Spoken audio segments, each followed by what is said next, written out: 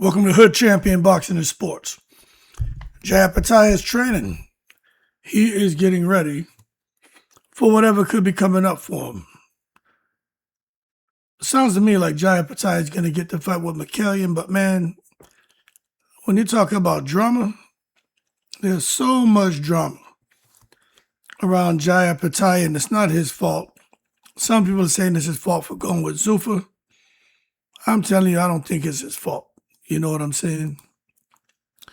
But he's under attack, and it sucks. So I came out here, man, and I was doing some research to try to understand what the hell is going on with Jai Opetaia. Why is the WBC doing what they're doing? So let me just break this down to you. First, let me show you this, right? Well, I'll get to that. We know Jai Opetaia. His whole team is pissed. And now they're venting their frustrations about the WBC. Because the WBC, man, now they made David Benavidez, somehow they made David Benavidez the mandatory to Mikaelian. Now, Mikaelian is supposed to be fighting Jai Opetaia next. But Jai's team wants widespread legal action. And it does seem like they're just hurdle after hurdle being put in front of the Australian unbeaten cruiserweight star, the Osmoan, Ozzy, oi, Uso. Now, let me tell you this. Mikaelian is German-Armenian. Now, he came out, was talking about him and Jai Opetaia fighting.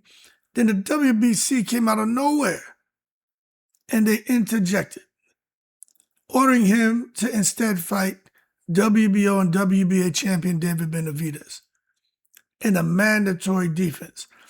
Now, this is where it gets kind of funky to me, right? Now, how the hell can the WBC make Benavidez a mandatory when Benavidez is the WBO and WBA champion? The WBC has nothing to do with Benavidez. Benavidez is a champion from the WBO and WBA, so he shouldn't even be in the WBC's rankings anymore. He should have fallen out. So how in the hell are they making him some mandatory? Do y'all understand? That doesn't make any sense. This is how you know the secret society is in full effect. They're trying to bring down Jai Opetaia. They don't want this man to have any titles, and they're trying to screw him out of that ring title, but we know that's not going to happen. But I'll get to that here in a second. Now, we all know Jai was controversially stripped of his IBF title after debuting in March on Zuffa. We know there's some back and forth. Traditional sanctioning bodies, Zuffa, and the way they do business and their title, and a lot of things that were said, and what will and won't be recognized, and who's going to get paid, who's not getting paid, and the sanctioning fees, whether that's good or bad. It's just a lot of back and forth, right? But I am telling you, man, I agree with Jai's team criticizing the WBC, because what the WBC is doing, I'm telling you, look, I follow boxing, but I'm not a boxing historian. I don't think I've ever seen anything like this. But it just lets you know the secret society is in full effect, and the key decision makers behind the scenes, when they come together, they can elevate somebody or they can bring somebody down. And to me, this unusual order is where they're trying to bring down Jai Opetaia. How do you have the WBC trying to bring a fellow champion from the WBO and WBA in as a mandatory to their WBC champion?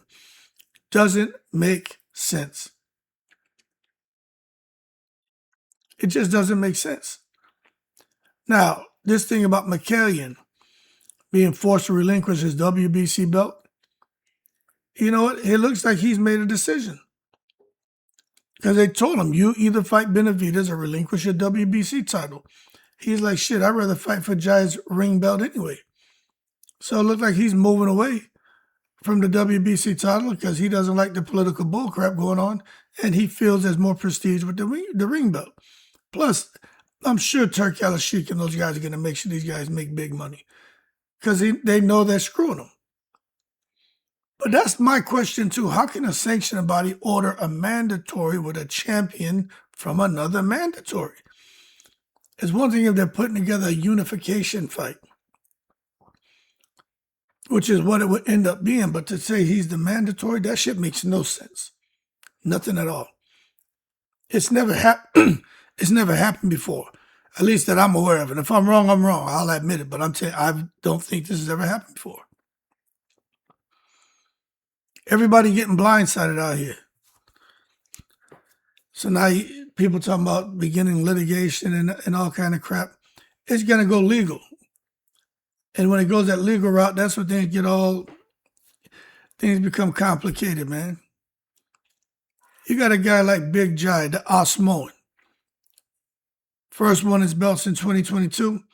Had 8 fights since without ever earning a chance to add to his collection.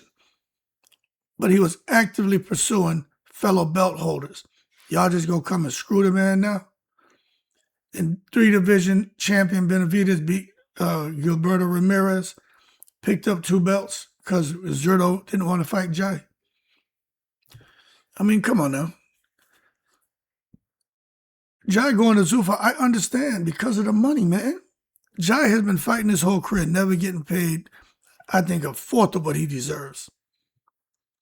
So him going to Zuffa, man, he's getting paid more money, but I still don't think he's getting paid what he deserves. Jai Opetaia deserves gazillions of dollars.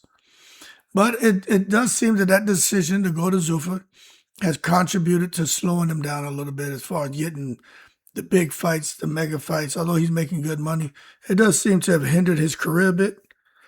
But I'm just telling you, I think there's some stuff going on behind the scenes from managers, promoters, from advisors and sanctioning bodies to continue with this unusual movement to preclude Jai Opetaia from picking up any titles outside of his ring belt that he has in the Zuffa belt, and that comes from Turki Al-Sheikh and Dana White.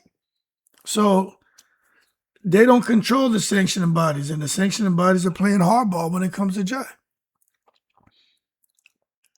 This is putting a lot of stress. I would think this puts some stress on Jai because he's always talked about undisputed, undisputed, undisputed. And they're screwing him. And now they're screwing Mikaelian because he called it bluff. And he said, I'm going to fight Jai Opetaia anyway. So I don't see how this is a win-win for anyone, and even for David Benavidez. Even if Mikaelian drops the belt and Benavidez fights somebody for the vacant WBC title, and if he wins, now he has 3 belts at cruiserweight. I don't see how David can be happy about that. David Benavidez wants to fight people, but I can't see him being okay with just being handed a belt. This isn't a case of somebody not wanting to fight him. This is political bullshit. And I'll be honest with you, I don't see it. I see what they're trying to do. They're trying to make David Benavidez undisputed without him having to fight Jai Opetaia. That's what they're doing.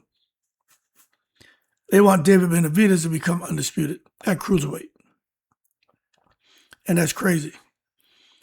But I'm going to tell you this. Check this out. This is how smart these people are.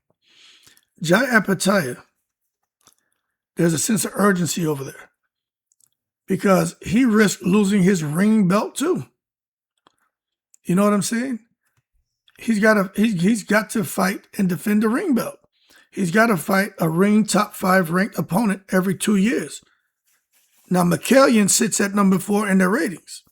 So that works out for Jai Opetaia. But if Mikaelian would have said, no, I'm not fighting Jai, and he would have went and fought Benavidez, then Jai would have had to scramble and try to find somebody who's a top 5 ranked ring-ranked opponent. And if he wasn't able to do that, then he risked losing the ring belt, which I don't think Turki Al-Sheikh would do that to him. But do you see what's going on here?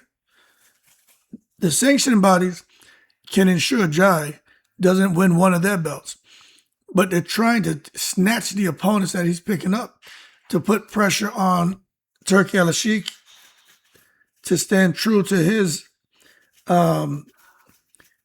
rules of the ring belt of his organization, and possibly strip Jai Opetaia if he doesn't fight a top 5 ring ranked opponent.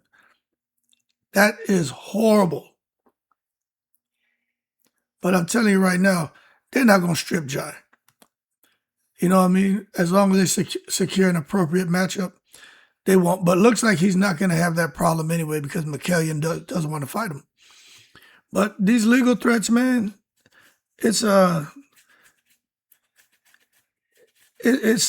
hope they can get behind this, or just put this behind them and move forward. Everybody stop with the bullshit, taking it to the stupid, because this shouldn't be happening. You know what I'm saying? Matchroom threatening to sue. Jai's team out here doesn't know what to do. Like, they may want to sue Turki Al-Sheikh, wants to sue the IBF.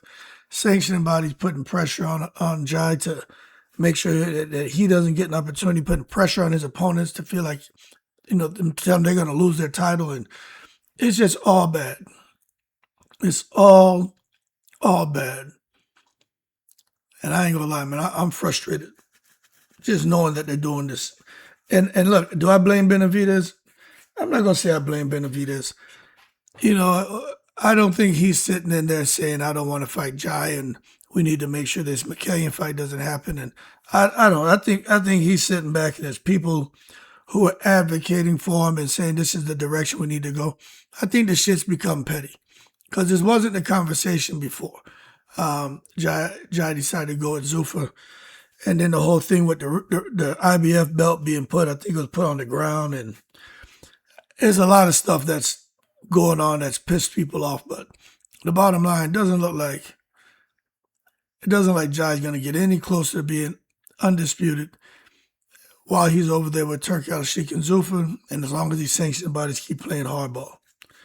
But you know what? You never know. We'll see what the future holds. But to me, just make the damn fight.